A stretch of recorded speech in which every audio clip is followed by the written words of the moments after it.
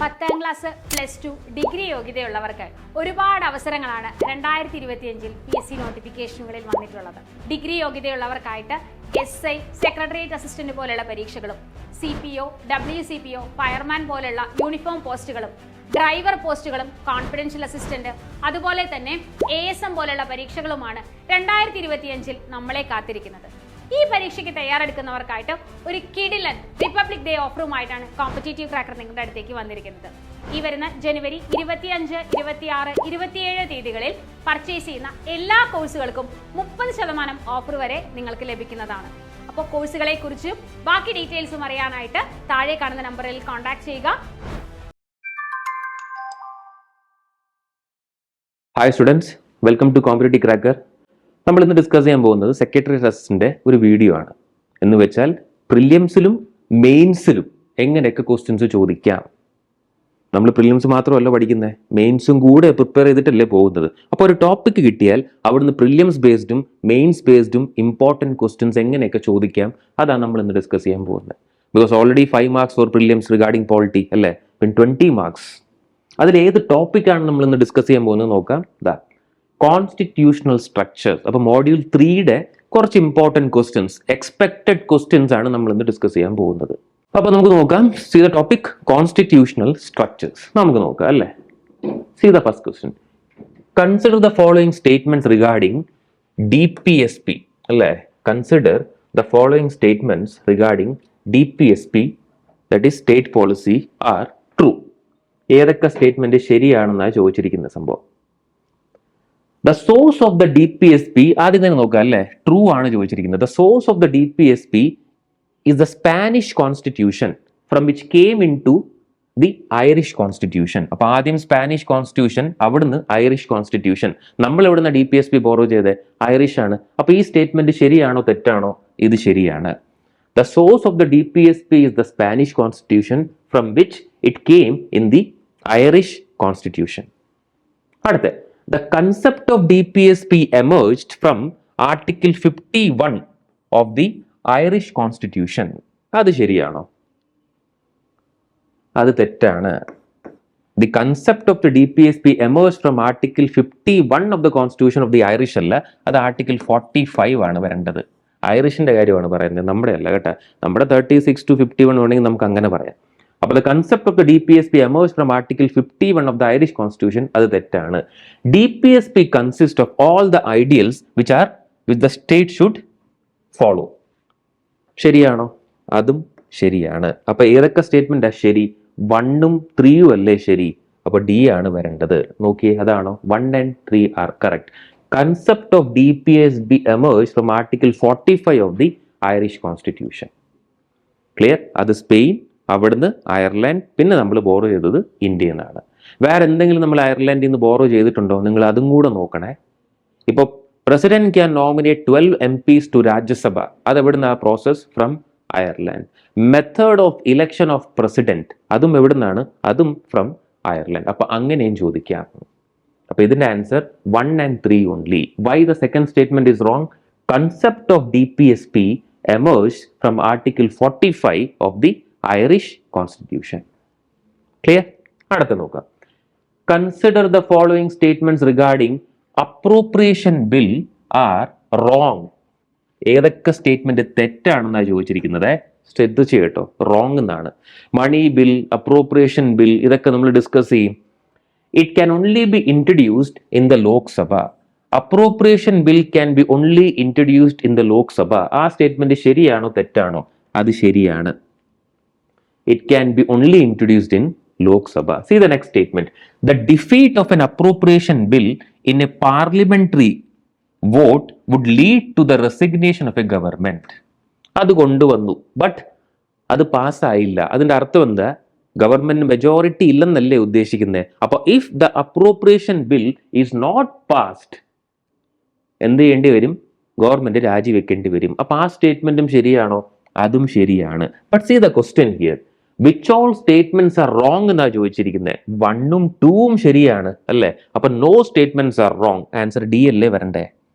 Clear? ഇവിടെ correct ആയിരുന്നെങ്കിലോ both 1 and 2. ഇവിടെ wrong എന്നാ ചോദിച്ചിരിക്കുന്നത്. അപ്പൊ നൺ, ബോത്ത് ആർ റൈറ്റ്. അപ്പൊ answer is none. appropriation bill is introduced in the Lok Sabha after discussions on budget proposals and voting on demand for grants. Voting for demand for grants. The second answer is none. Okay, next. Consider the following statement with respect to the preamble of Indian Constitution. For something regarding the preamble of Indian Constitution. The Indian concept of socialism follows both democratic and state socialism. അപ്പോൾ something regarding preamble ആണ്, but അതിന്റെ വേറെ questions ആയിട്ടാണ് ചോദിച്ചിരിക്കുന്നത്. The Indian concept of socialism follows both democratic and state socialism. ശരിയാണോ? ഇന്ത്യയുടെ കൺസെപ്റ്റിൽ സോഷ്യലിസത്തിനകത്ത് ഡെമോക്രാറ്റിക്കും സ്റ്റേറ്റും ഉണ്ടോ? ഇല്ല, ഇത് തെറ്റാണ്.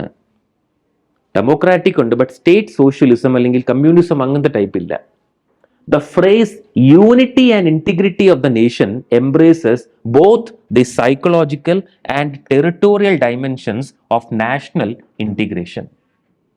The phrase unity and integrity of the nation embraces both the psychological and territorial dimensions of national integration. ഈ സ്റ്റേറ്റ്മെന്റ് ശരിയാണോ? അത് ശരിയാണ്. എന്താ ചോദ്യം? Which all statements are correct എന്നുള്ള ചോദ്യം. 1 തെറ്റാണ്. അപ്പോൾ ആൻസർ ഈസ് 2 only. അപ്പൊ തേർഡിന്റെ ആൻസർ എന്താണ്? 2 only മാത്രമാണ്. The Indian concept of socialism follows both democratic and state socialism എന്ന് പറഞ്ഞാൽ അത് തെറ്റാണ്. എന്തുകൊണ്ടാണ് തെറ്റ്? നമുക്ക് ആദ്യം നോക്കാം അത് ശരിയാണോ എന്ന്. കണ്ടോ, 2 only is correct. Why the first statement is wrong? The Indian brand of socialism is a democratic socialism, see, and not a communist socialism, also called state socialism. അതുകൊണ്ടാണ് the first statement is wrong. We follow a democratic socialism, not a state socialism. Okay, അടുത്ത നോക്കാം. Consider the following statements regarding president's rule. അപ്പൊ emergency under article 356. അപ്പൊ precedence rule ആണല്ലേ. അപ്പൊ ഒരു സ്റ്റേറ്റിന്റെ constitutional മെഷററി fail ആയാൽ ഒരു ഗവർണർ പ്രസിഡന്റിനോട് പറയും ആ സ്റ്റേറ്റിൽ പ്രസിഡൻസ് റൂൾ കൊണ്ടുവന്നു. Under which article? ആർട്ടിക്കിൾ 356. ഞാൻ കൊണ്ടുവന്നു കഴിഞ്ഞാൽ പാർലമെന്റ് എത്ര മാസത്തിനുള്ളിൽ ആദ്യം പാസ്സാക്കണം? വിത്തിൻ 2 months അത് പാസ്സാക്കണം. ശരി, അത് പാസ്സാക്കി എന്ന് വെച്ചോ. ഇതൊക്കെയാണല്ലോ ബേസ് സാധനങ്ങൾ. സ്റ്റേറ്റ്മെന്റ് നോക്കാം. There is no maximum period prescribed for its operation. അത് ശരിയാണോ? സ്റ്റേറ്റ് എമർജൻസി അല്ലെങ്കിൽ പ്രസിഡൻസ് റൂളിന് നോ മാക്സിമം എന്നാ പറഞ്ഞിരിക്കുന്നത്. അത് തെറ്റാണ് അല്ലേ? അതിനൊരു കാലാവധി കാണും. അതെത്രയാ? മാക്സിമം 3 വർഷം എന്നാ പറഞ്ഞിരിക്കുന്നത്. അത് കഴിഞ്ഞാൽ ഇലക്ഷൻ നടക്കണം, പുതിയ ഗവൺമെന്റ് വരണം. അപ്പൊ first statement is wrong. There is no maximum period prescribed for its operation under 356 എന്ന് വെച്ചാൽ അത് തെറ്റാണ്. അടുത്ത നോക്കാം. When it is imposed the president can assume to himself any of the powers vested in the governor. അത് ശരിയാണ്. പേര് തന്നെ നോക്കിയേ, പ്രസിഡൻസ് റൂൾ എന്നാ പറയുന്നത്. അപ്പൊ ഈ സ്റ്റേറ്റ്മെന്റ് ശരിയാവാനാ ചാൻസ് ഉള്ളത് അല്ലേ? When it is imposed the president can assume to himself any of the powers vested in the governor. അങ്ങ് നോക്കുമ്പോൾ ഈ സ്റ്റേറ്റ്മെന്റ് ശരിയാണ്. അപ്പൊ which of the statements given above are correct? രണ്ടാമത്തെ അല്ലേ കറക്റ്റ് ആയി വരണ്ടേ? Answer is B, 2 only. ശരിയാണോ? നമുക്ക് നോക്കാം. ശരിയാണ്. It can be extended for a maximum period of how many years? 3 years. അപ്പൊ കണ്ടിന്യൂസ് ആയിട്ട് നീട്ടിക്കൊണ്ടുപോകാൻ പറ്റത്തില്ല. അതൊരു കണ്ടീഷൻ ഉണ്ട്, with the approval of the parliament every 6 months. ഇപ്പൊ ഞാൻ 356 കൊണ്ടുവന്നു കഴിഞ്ഞാൽ വിത്തിൻ ഹൗ മെനി മന്ത്സ് ആദ്യം പാർലമെന്റ് പാസ്സാക്കണം? 2 മാസം. അത് കഴിഞ്ഞിട്ട് എല്ലാ 6 മാസം കൂടുമ്പോൾ പാർലമെന്റ് പാസ്സാക്കണം. അങ്ങനെ ആക്കിയാലും ഇതിനൊരു കാലാവധി ഉണ്ട്. എത്ര വരെ പോകാൻ പറ്റത്തുള്ളൂ? Maximum period of how many years? 3 years. Clear? അപ്പൊ ഇതാണ് സംതിങ് റിഗാർഡിംഗ് ആർട്ടിക്കിൾ 356. ഇവിടെ പ്രസിഡന്റ് വരുന്നുണ്ട്, കൗൺസിൽ ഓഫ് മിനിസ്റ്റേഴ്സ് വരുന്നുണ്ട്, ഗവർണർ വരുന്നുണ്ട് അല്ലേ, പ്ലസ് എമർജൻസിയും വരുന്നുണ്ട്. ക്ലിയർ? അപ്പൊ ഇതാണ് some important questions regarding this topic. അടുത്ത നോക്കാം. Consider the following statements regarding parliamentary form of government. India follows a parliamentary form of government അല്ലേ, റെപ്രസെന്റേഷണൽ ടൈപ്പ് ഓഫ് ഗവൺമെന്റ്. എനിക്ക് പറ്റാത്തതുകൊണ്ട് ഞാൻ എൻ്റെ ഒരാളെ തിരഞ്ഞെടുത്ത് അങ്ങോട്ട് വിട്ടു. The ministers operate the principle of secrecy of procedure. Which all statements are wrong എന്നാണ് ചോദിച്ചിരിക്കുന്നത് കേട്ടോ. നമുക്ക് നോക്കാം. The ministers operate on the principle of secrecy of procedure. ആ സ്റ്റേറ്റ്മെന്റ് ശരിയാണോ? അത് ശരിയാണ്. The ministers are members of both the legislature and the executive. അത് ശരിയല്ലേ? അതും ശരിയാണ്. The prime minister is the leader of the council of ministers. The prime minister is the leader of the council of ministers. അത് ശരിയല്ലേ? Prime minister അല്ലേ leader of the council of ministers? അതും ശരിയാണ്. അപ്പൊ 1ഉം ശരിയാണ്, 2ഉം ശരിയാണ്, 3ഉം ശരിയാണ്. Which all statements are correct എന്ന് കണ്ടാൽ all 3 ആണ്. ബട്ട് ഇവിടെ എന്താ ചോദിച്ചിരിക്കുന്നത്? How many of the above statements are wrong എന്നാണ് ചോദിച്ചിരിക്കുന്നത്. എല്ലാം ശരിയാണ്, അപ്പോൾ none. All statements are correct. The ministers operate on the principles of secrecy of procedure. The ministers are members of both the legislature and the executive. The prime minister is the leader of the council of ministers. So, according to all the statements are correct. But see the question. They are asking how many statements are wrong? None. All statements are correct. അതാണോ? Correct ഉണ്ടോ? Answer is D, none. Clear? അപ്പൊ ഇതിൽ ശരിക്കും പറഞ്ഞ് എങ്ങനെയൊക്കെ ആയിരിക്കും question വരുന്നത് തന്നെ? നിങ്ങൾ ടോപ്പ് ടു ബോട്ടം എടുത്തോ അല്ലേ? പ്രസിഡന്റ്, അതിനെപ്പറ്റി ചോദിക്കാം. Vice president, then Lok Sabha, Rajya Sabha, then state assembly. State assembly എന്ന് പറയുമ്പോൾ മാത്രം പോരാ അല്ലേ? അവിടെ MLC കയറി വരും, മെമ്പർ ഓഫ് ലെജിസ്ലേറ്റീവ് കൗൺസിൽ. പിന്നെ താഴെ പോയാലോ പഞ്ചായത്ത്, പിന്നെ മുനിസിപ്പാലിറ്റി, അങ്ങനെയും പോവാം. ക്ലിയർ? പിന്നെ ഇതിനകത്ത് വരുമ്പോൾ ബാക്കിയുള്ളവർ വരും, അറ്റോർണി ജനറൽ, അഡ്വക്കേറ്റ് ജനറൽ, പിന്നെ കുറെ കമ്മീഷൻസ് വരും, കുറെ ആർട്ടിക്കിൾസ് വരും. ഇതൊക്കെ ചോദിക്കുന്ന ഇങ്ങനെയായിരിക്കും ചോദിക്കുന്ന സംഭവം. ഇതിനകത്ത് എക്സ്പെക്ട് ട്രിക്കി ക്വസ്റ്റ്യൻസ്. ഓക്കെ, അടുത്ത നോക്കാം. ഓക്കെ, അപ്പോൾ republic day is coming. See the offers. Mega offer for different courses, that too very important courses. Up to 30% offer. എന്നത്തേക്കാണ്? 26, 27 and 27. ഏതൊക്കെയാണ്? Secretariat assistant, assistant salesman, driver courses, typist long batch, confidential assistant, SI CPO, then fireman or firewoman, PSC Harishri, beginners batch. Clear? അപ്പോൾ do join. For more details, contact in this number. എല്ലാം important കോഴ്സസിന് up to 30% offer നമ്മൾ കൊടുക്കുന്നുണ്ട്. Clear അല്ലേ? അപ്പോൾ ഏത് കോഴ്സിനാണ് join ചെയ്യാൻ താല്പര്യം, അതിനെപ്പറ്റി ജോയിൻ ചെയ്യുക, അഡ്മിഷൻ വാങ്ങുക. Any doubts, contact this number. Clear? Next question. Regarding the concept of sealed cover jurisprudence in India, consider the following. ഈ സീൽഡ് കവർ എന്ന് പറയുമ്പോൾ എന്താ ഉദ്ദേശിക്കുന്നത്? ഇടയ്ക്ക് നമ്മൾ കേട്ട് കാണും ന്യൂസ് പേപ്പറിൽ, വക്കീൽ പറയും, അല്ലെങ്കിൽ ED അല്ലെങ്കിൽ CBI എന്ത് ചെയ്യും, സീൽഡ് കവറിൽ ചില കാര്യങ്ങൾ കോടതിക്ക് കൊണ്ട് കൊടുക്കും. അപ്പൊ അത് അത്രയും ഇമ്പോർട്ടൻ്റ് ആയിരിക്കും അല്ലേ? ഇത് വരുന്ന മുമ്പേ എല്ലാവരും അറിയേണ്ട ആവശ്യമില്ല. അതൊരു ഇമ്പോർട്ടൻസ് കാണും, ഒരു സീക്രസി കാണും, ചിലപ്പോൾ സംതിങ് റിഗാർഡിങ് നാഷണൽ സെക്യൂരിറ്റി ആവാം. അപ്പൊ ജഡ്ജ് പറയും, അല്ലെങ്കിൽ കോടതി പറയും, അല്ലെങ്കിലോ നമ്മുടെ വക്കീലൊക്കെ പറയും, സീൽഡ് കവറിൽ ജഡ്ജസിന് തരാം, നിങ്ങളത് നോക്കൂ എന്ന് പറഞ്ഞിട്ട്. അപ്പൊ അത് റിലേറ്റഡ് ഒരു ക്വസ്റ്റ്യൻ ആണ് ഇത്. ജുഡീഷ്യറിയാണ്, ബട്ട് ഒന്ന് മാറ്റിയിട്ട് sealed cover jurisprudence in India. It refers to a practice where confidential information is submitted in a sealed envelope to the court. അപ്പൊ അതും ഇതും വായിച്ചിട്ട് എന്താ തോന്നുന്നത്? Concept of sealed cover jurisprudence in India. It refers to a practice where confidential information is submitted in a sealed envelope to the court. ഈ statement ശരിയാണോ തെറ്റാണോ? അത് ശരിയാണ്. അടുത്തത്, it allows the court to consider sensitive information while maintaining confidentiality. ശരിയല്ലേ? ശരിക്കും പറഞ്ഞ ആ സെന്റൻസ് അല്ലെങ്കിൽ ആ വേർഡ്സ് വായിക്കുമ്പോൾ it allows the court to consider sensitive information while maintaining confidentiality. അതും ശരിയാണ്. അടുത്ത, the use of sealed covers is limited to criminal cases. ആ സ്റ്റേറ്റ്മെന്റ് നോക്കിയേ. ക്രിമിനൽ കേസസിൽ മാത്രമേ സീൽഡ് കവറിന്റെ കൺസെപ്റ്റ് വരത്തുള്ളൂ. അത് ശരിക്കും തെറ്റല്ലേ? സിവിൽ കേസിലും വരാമല്ലോ, അതിൽ തെറ്റൊന്നുമില്ലല്ലോ. ചിലപ്പോൾ കുറച്ച് സീക്രസി മെയിൻറ്റെയിൻ ചെയ്യണമെങ്കിൽ. അപ്പൊ അതുകൊണ്ട് മൂന്നാമത്തെ സ്റ്റേറ്റ്മെന്റ് തെറ്റാണ്. The use of sealed covers is limited to criminal cases. അതുകൊണ്ട് ആ സ്റ്റേറ്റ്മെന്റ് തെറ്റാവുന്നത്. അപ്പൊ which all above statements are correct? 1 ശരിയാണ്, 2 ശരിയാണ്. അപ്പൊ ആൻസർ എന്താ വരണ്ടേ? Answer is 6A, 1 and 2 only. Clear? അപ്പൊ expect this type of questions also. Direct judiciary ചോദിക്കാതെ ജുഡീഷ്യറി ആയിട്ട് ബന്ധപ്പെട്ട് ഇതുപോലത്തെ വല്ല ക്വസ്റ്റ്യൻസും ചോദിക്കാം. പിന്നെ ജുഡീഷ്യൽ കസ്റ്റഡി, അതുപോലത്തെ ചില ചോദ്യങ്ങൾ ചോദിക്കാം അല്ലേ? ഇപ്പോൾ ഒരാളെ ജുഡീഷ്യൽ കസ്റ്റഡിയിൽ വിട്ടെന്ന് വെച്ചോ, പുള്ളി ജുഡീഷ്യൽ കസ്റ്റഡിയിൽ ജയിലിലാണ്. അപ്പൊ വീണ്ടും ചോദ്യങ്ങൾ ചോദിക്കണമെങ്കിൽ ഡയറക്റ്റ് പോലീസിന് പോയി ചോദ്യങ്ങൾ ചോദിക്കാൻ പറ്റുമോ? ഇല്ല, കോടതിയുടെ അടുത്ത് പോകണം, പെർമിഷൻ വാങ്ങിക്കണം, എന്നിട്ടായിരിക്കും കോടതിയുടെ പെർമിഷന്റെ കൂടെ he can go and ask questions.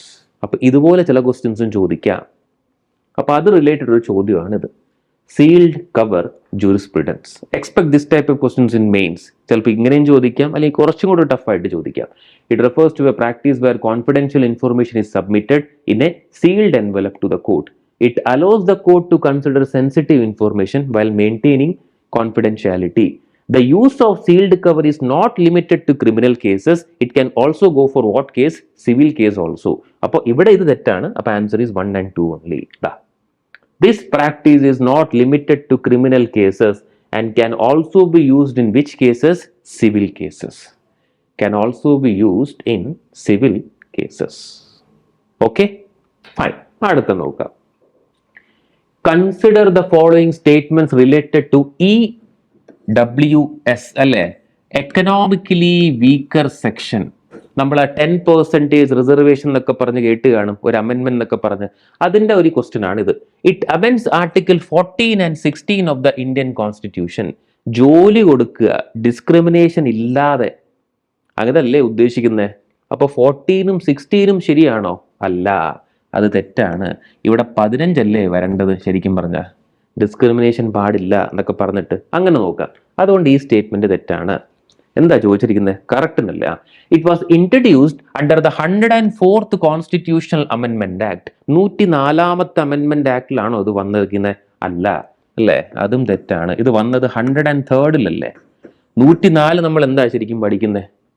ആ 2 നോമിനേറ്റഡ് MPs അല്ലെ? President can nominate 2 MPs in Lok Sabha from Anglo Indian community. അതുപോലെ governor can also nominate MPs in state. അതെടുത്ത് കളഞ്ഞു. അതൊക്കെ വരുന്നതാണ് 104ൽ വരേണ്ടത്. അപ്പൊ ഈ സ്റ്റേറ്റ്മെന്റും തെറ്റാണ്. According to it only the central government will provide reservations to economically weaker section.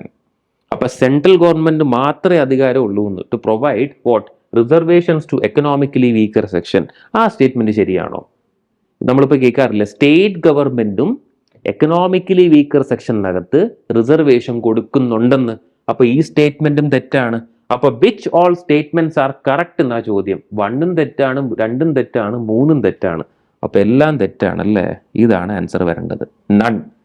None are correct. Okay, which all statements are correct? None. All are wrong. അപ്പോൾ 1, 2, 3 എല്ലാം തെറ്റാണ്. ഓക്കെ, കറക്റ്റ് ആയിരുന്നെങ്കിലോ എല്ലാം കിട്ടിയേനെ. ബട്ട് ഇവിടെ all are wrong സംഭവം. ഇനി explanation ഉണ്ടോ? The 10% economically weaker section quota was introduced under the 103rd Constitutional Amendment Act of 2019. എന്നാ വന്നേ? 103rd Amendment Act of 2019. It was amended by amending Article 15 and 16. അതുകൊണ്ട് അവിടെ തെറ്റായി പോയത് അല്ലേ? അത് 14ഉം 16ഉം പറഞ്ഞിരിക്കുന്നത്. It was amended by amending Article 15 and 16. അടുത്തതോ? It enables both the center and states to provide reservation to economically weaker section of society. സ്റ്റേറ്റിനും സെന്ററിനും പവറുണ്ട് 10% എക്കണോമിക്കലി വീക്കർ സെക്ഷൻ ആൾക്കാർക്ക് കൊടുക്കാൻ. അത് ഏത് കാറ്റഗറിയിലായിരിക്കും? Scheduled caste, scheduled tribe, other backward class, ഇവർക്കല്ലാതെ വേറെ ഉള്ള ആൾക്കാർക്ക്. അപ്പൊ ശരിക്കും പറഞ്ഞാൽ ജനറൽ കാറ്റഗറിയിൽ ഏറ്റവും താഴെ കിടക്കുന്ന ആൾക്കാർക്ക് 10% റിസർവേഷൻ കൊടുക്കുന്നു. അപ്പൊ ഏത് ആർട്ടിക്കിൾ? 15ഉം 16ഉം. ഏത് അമെൻമെന്റ് ആണ്? 103rd അല്ലെ? സ്റ്റേറ്റിനും കൊടുക്കാം, സെന്ററിനും കൊടുക്കാം. അതുകൊണ്ട് ഈ സ്റ്റേറ്റ്മെന്റ്സ് ആണ് ശരിയായി വരേണ്ടത്. ഓക്കെ, ഇതൊരു ഇമ്പോർട്ടൻറ്റ് ക്വസ്റ്റ്യൻ ആണ് റിഗാർഡിങ് ജോബ്, ക്രിയേറ്റിവിറ്റി, അതൊക്കെ സംഭവം. അടുത്ത് നോക്കാം. Consider the following statements regarding powers of governor in India. അല്ലേ? ആരാണ് ഗവർണറിനെ അപ്പോയിന്റ് ചെയ്യുന്നത്? പ്രസിഡന്റ് ആണ് അല്ലേ? ഗവർണർ ശരിക്കും പറഞ്ഞാൽ എന്താണ്? ഒരു മീഡിയേറ്റർ അല്ലേ ബിറ്റ്വീൻ സെന്റർ ആൻഡ് സ്റ്റേറ്റ് സംഭവം. Governor has the power to grant pardon, reprieve etcetera. ശരിയാണോ? അത് ശരിയാണ് അല്ലേ? ഐ തിങ്ക് ആർട്ടിക്കിൾ 161 ആണ്. എന്നാലും നിങ്ങളൊന്ന് ചെക്ക് ചെയ്യണം. Governor has the power to grant pardon, reprieve etcetera. There is no limit set for how long a governor can withhold. ഇത് ഒരുമിച്ചാണ്. Withhold assent to a bill. അപ്പൊ സ്റ്റേറ്റ് ഗവൺമെന്റ് ഒരു bill പാസ്സാക്കിയെന്ന് വെച്ചോ, ഗവർണർ സൈൻ ചെയ്താലല്ലേ നിയമം ആവത്തുള്ളൂ. But പുള്ളിക്കാരത് പിടിച്ചു വെച്ചു. നമ്മൾ ഇടയ്ക്ക് കേൾക്കാറില്ലേ? അപ്പൊ ഒരു കാലാവധി ഉണ്ട്. 3 മാസം കൊണ്ട് പാസ്സാക്കണം, 6 മാസം കൊണ്ട് പാസ്സാക്കണം, അങ്ങനെ ഒന്നുമില്ല. He can withhold. ഇനി അതും പറ്റില്ലെങ്കിലോ ചില ബില്ല് പുള്ളി പ്രസിഡന്റിന് വിടും. അതാണ് ആർട്ടിക്കിൾ 200, 201 ഇതൊക്കെ അവിടെ കയറി വരുന്നതാണ്. അപ്പൊ there is no limit set for how long a governor can withhold assent to a bill. അപ്പൊ അത് ശരിയാണോ? അത് ശരിയാണ്. There is no limit set for how long a governor can withhold assent to a bill. അടുത്ത, governor is bounded by the advice of the council of ministers. ശരിയാണോ? Even president is bounded by the advice of the council of ministers. അപ്പൊ ഇവിടെയും അതൊക്കെ തന്നെയല്ലേ? Governor is bounded by the advice of the council of ministers. ഇടയ്ക്ക് ഞാനൊരു question ഉണ്ടായിരുന്നു, ഒരു governor council of മിനിസ്റ്റേഴ്സിന്റെ പെർമിഷൻ ഇല്ല, അല്ലെങ്കിൽ മുഖ്യമന്ത്രിയുടെ പെർമിഷൻ ഇല്ലാതെ ഒരാളെ പിടിച്ച് മിനിസ്റ്റർ ആക്കാൻ പറ്റത്തില്ല. ആ സ്റ്റേറ്റ്മെന്റ് ശരിയാണോ? അത് ശരിയാണ്. He is bound by the aid and advice of the council of ministers. അപ്പൊ ഇതും ശരിയാണ്. അപ്പൊ which all the above statements are correct എന്നല്ല ചോദ്യം. 1 and 2, 1 and 3 എല്ലാം ശരിയാണല്ലോ. അപ്പൊ ഡി അല്ലേ വരണ്ടേ? അപ്പൊ 8 answer is D. 1, 2 and 3 are correct. അത് തന്നെയാണോ? കറക്റ്റ് അതാണ്. കണ്ടോ, 1, 2 and 3 are correct. Next, which of the following statements are correct? Anti defection ലോനെ പറ്റിയാണ്. അപ്പൊ അത് ഏത് ഷെഡ്യൂളാണ്? അതല്ലേ 10th ഷെഡ്യൂൾ അല്ലേ? ഡിഫെക്ഷൻ, കൂറുമാറ്റം. ഇന്ന് ഒരു പാർട്ടിയുടെ കൂടെ നിൽക്കും, അവർ ജയിക്കും, എന്നിട്ട് നൈസായിട്ട് അങ്ങോട്ട് കാല് വരും. അത് ശരിയാണോ? അല്ലല്ലോ. അപ്പൊ അതിനെപ്പറ്റിയാണ് സംസാരം. അപ്പൊ 10th ഷെഡ്യൂൾ ആന്റി ഡിഫെക്ഷനെ പറ്റിയാണ് സംസാരിക്കുന്ന സംഭവം. The anti-defection law punishes individual MPs or MLAs for leaving one party for another. ശരിയാണോ?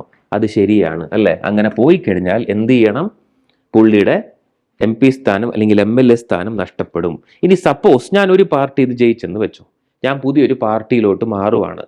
ഞാൻ എന്ത് ചെയ്യണം? ആദ്യം രാജിവെക്കണം, എന്നിട്ട് അങ്ങോട്ട് മാറണം. അപ്പൊ ആന്റി ഡിഫെക്ഷൻ വരുമോ? വരത്തില്ല. അപ്പൊ ഇത് വളരെ ഇമ്പോർട്ടൻറ്റ് ടോപ്പിക്കാണ്. ബിക്കോസ് പ്രസന്റ് സെനാരിയോയിൽ നിങ്ങൾ എപ്പോഴും കേൾക്കാം, a person is fighting with one party, he is winning the election, then after some time he cross over to some other party. അപ്പോൾ ആ പരിപാടി നടക്കത്തില്ല. ഇത് ഏത് അമെൻമെന്റ് ആണെന്നൊക്കെ പറഞ്ഞ എക്സാമിൽ ചോദിക്കാം. ക്ലിയർ അല്ലേ? ഇത് എന്താ പറയുക, രാജീവ് ഗാന്ധിയുടെ സമയത്ത് വന്നതാണ് സംഭവം. അപ്പോൾ the anti defection law punishes individual MPs or MLAs for leaving one party for another. ഇനി അടുത്ത നോക്കേ, the decision on the question as to disqualification on grounds of defection are referred to the chairman or speaker. ഇവിടം വരെ ശരിയാണ് കേട്ടോ, ശ്രദ്ധിച്ചേക്കണേ.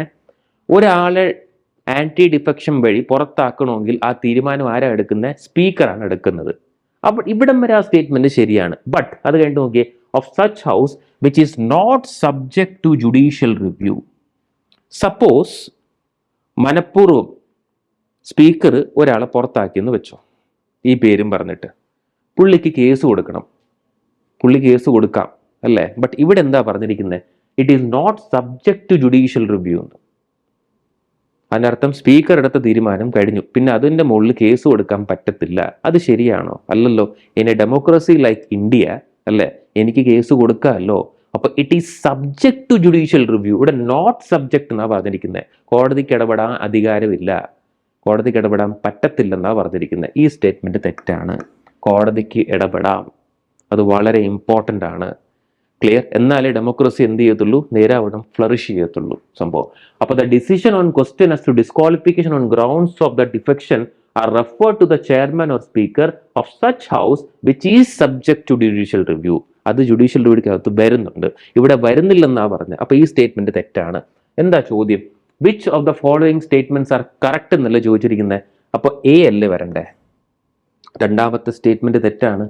അപ്പോൾ A, 1 only. It is subject to what? It is subject to judicial review. അപ്പോൾ see the questions regarding constitutional structures. ഇതിനകത്ത് prelims comes മെയിൻസിൻ്റെ ആണ് നമ്മൾ discuss ചെയ്തിരിക്കുന്നത്. മെയിൻസിൽ എത്രമാത്രം ടഫായിട്ട് ചോദിക്കാം, എങ്ങനെയൊക്കെ ചോദിക്കാം. ക്ലിയർ? അപ്പോൾ ഈ വീഡിയോ നിങ്ങൾ നോക്കുക, ലൈക്ക് ചെയ്യുക, സബ്സ്ക്രൈബ് ചെയ്യുക. ക്ലിയർ? അപ്പോൾ ഇതുപോലത്തെ വീഡിയോസുമായിട്ട് നമുക്ക് വീണ്ടും കാണാം. ക്ലിയർ? ഫ്രണ്ട്സിനോടും ഈ വീഡിയോ കാണിച്ചു കൊടുക്കുക, എന്നിട്ട് ജോയിൻ ചെയ്യുക. Thank you.